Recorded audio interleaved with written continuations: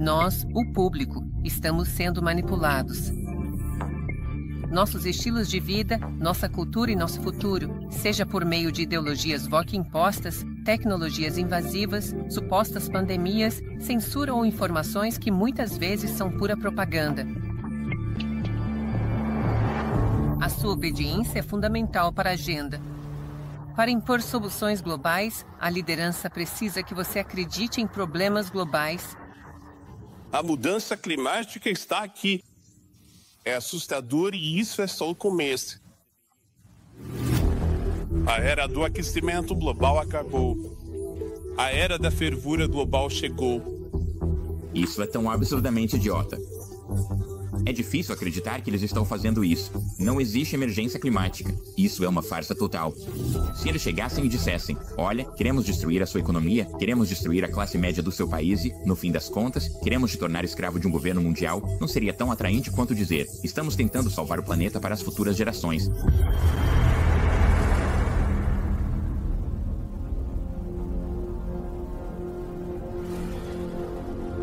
2024, com o dia mais quente já registrado e os meses mais quentes já registrados, é quase certo que este será um ano mais quente da história e uma aula magna em destruição do clima. Declarações como essa são amplificadas por imagens emocionais de todo mundo. Mas será que alguma delas é verdadeira? Eu não acho que exista uma crise climática, e baseio isso em todas as evidências e nos conjuntos de dados climáticos que construímos para responder a perguntas exatamente como essa. Na verdade, usamos satélites para monitorar a temperatura global, a verdadeira temperatura global da atmosfera, e constatamos que há um aumento. É de cerca de 1,5 grau por século, o que certamente é algo administrável e que a Terra já presenciou antes.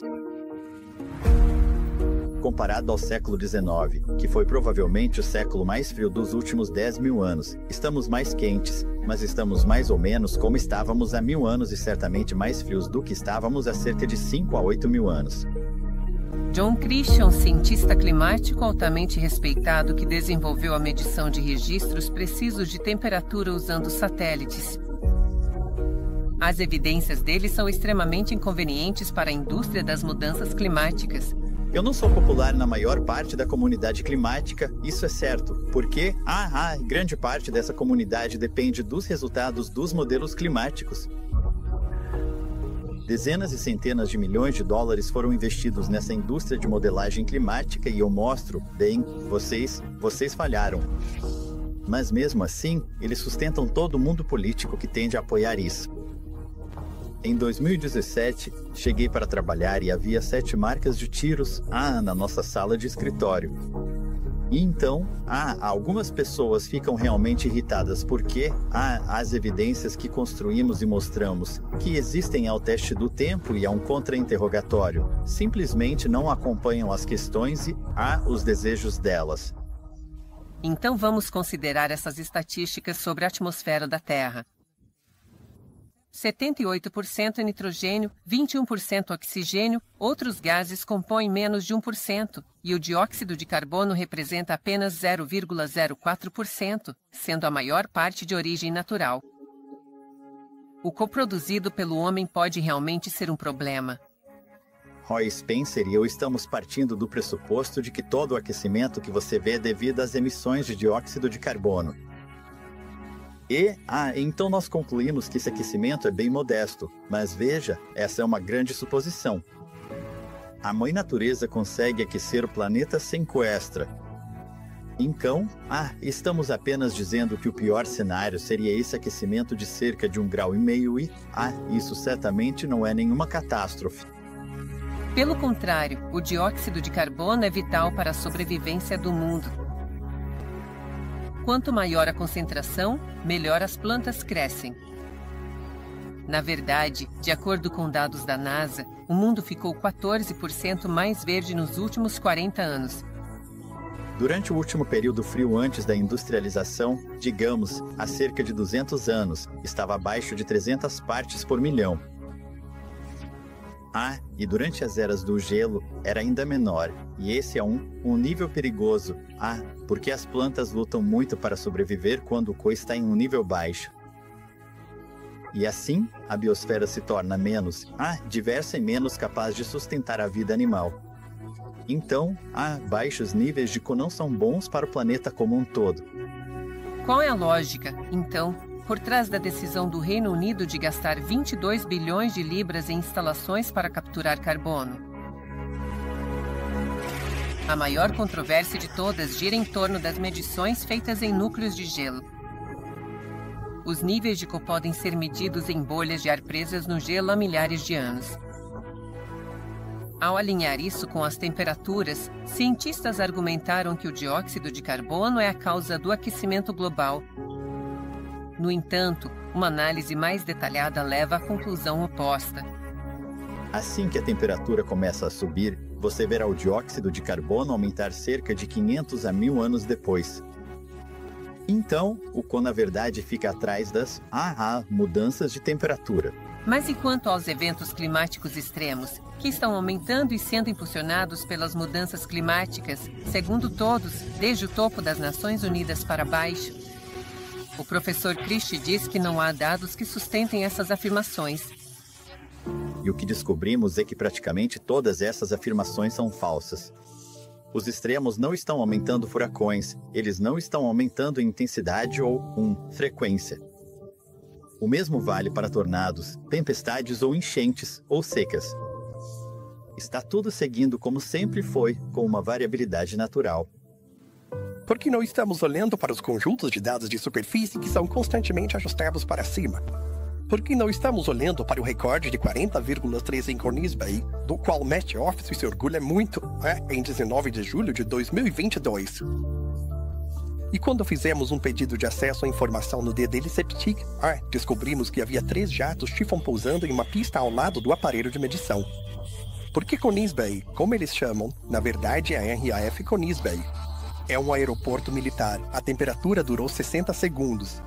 Enfiar um termômetro na traseira de um jato provavelmente não é, cientificamente, o melhor lugar para se tentar medir a temperatura, especialmente quando você depois coloca isso em um banco de dados global, como faz o Met Office, e então diz para o querido Antônio Guterres que o planeta está fervendo. Tudo isso é uma besteira. Como chegamos ao ponto de achar que vamos evitar mau tempo eliminando combustíveis fósseis para mim, das coisas mais sem sentido e lógicas que consigo imaginar, e o mundo inteiro está envolvido nessa loucura. Então, como a história do carbono ganhou força? Conheça o homem que inventou a mudança climática, segundo The Telegraph. O nome dele?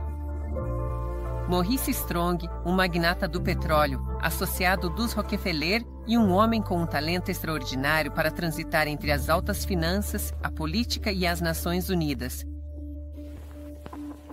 Strong era membro do altamente influente Clube de Roma, uma instituição formada em 1968 em uma propriedade dos Rockefeller no Lago de Como, na Itália.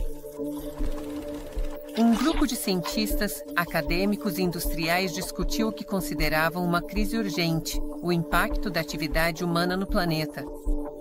Eu não acho que possamos sustentar as tendências atuais de crescimento por muito mais tempo, digamos, além da vida das crianças que estão nascendo hoje. Para comprovar a tese, eles encomendaram modelagens computacionais no Instituto de Tecnologia de Massachusetts.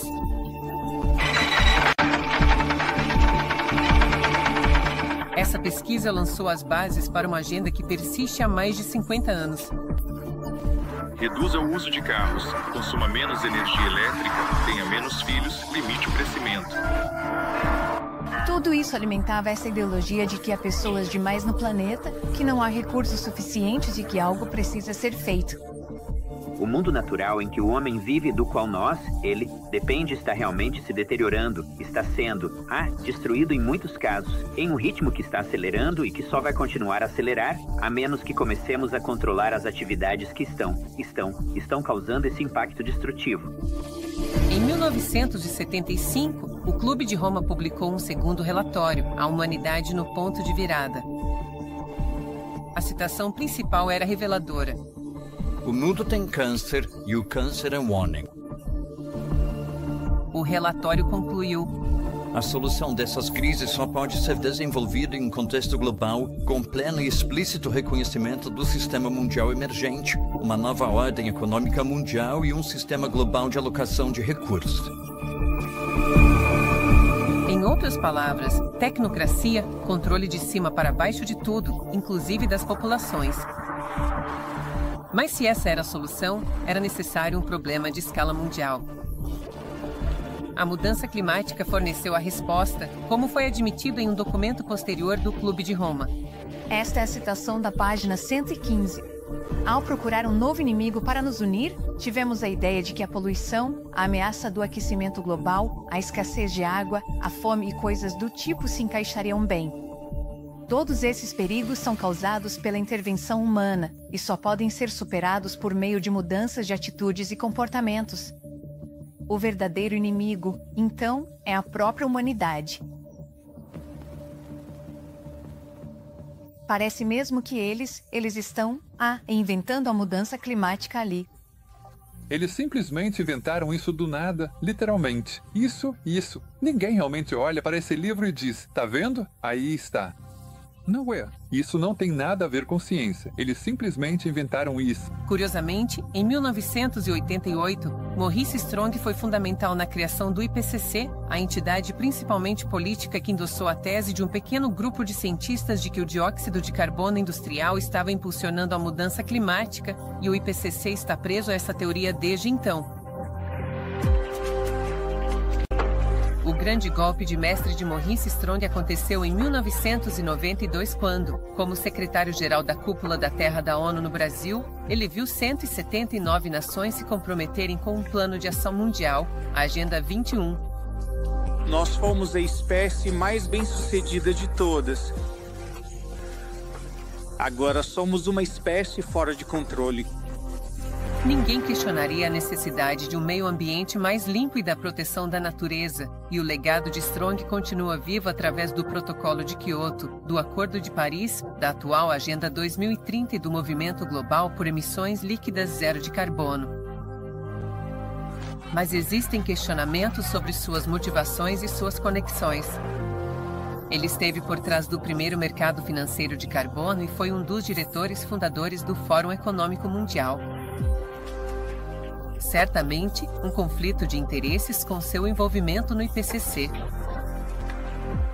Um cético poderia perguntar por que quase todas as bolsas de pesquisa nos últimos 40 anos foram direcionadas ao desenvolvimento das teorias do IPCC sobre o dióxido de carbono, enquanto qualquer um que questione isso é ridicularizado, cancelado ou tem sua carreira interrompida. Não existe financiamento para quem quer determinar a variabilidade natural do sistema climático como explicação para o que aconteceu. Quero dizer, o governo deixa muito claro que eles querem uma narrativa catastrófica. Não existe nenhum artigo científico que prove de forma conclusiva que os humanos controlam toda ou a maior parte do clima global. Se existisse, você não ouviria falar de outra coisa. Em vez disso, recebemos esse apelo à autoridade do IPCC, o painel das Nações Unidas sobre mudanças climáticas. Cada vez mais cientistas e acadêmicos estão se manifestando contra o IPCC. Quase 2.000 assinaram uma declaração afirmando que não existe emergência climática, incluindo o ganhador do Prêmio Nobel, professor John Clauser, que escreveu: a narrativa popular sobre as mudanças climáticas reflete uma perigosa corrupção da ciência que ameaça a economia mundial e o bem-estar de bilhões de pessoas. Precisamos ter um debate completo e honesto sobre a ciência, e isso precisa ser discutido no parlamento, precisa ser discutido na mídia. Precisa ser discutido de forma geral, e precisamos, digamos, levantar o tapete de toda a ciência para ver o que... Existe realmente uma ameaça? Esse debate é altamente improvável, porque a máquina do net zero continua avançando com trilhões em jogo. O que é certo é que as repercussões vão afetar a comida que comemos, devastar nosso interior e ter um impacto desastroso no nosso fornecimento de energia.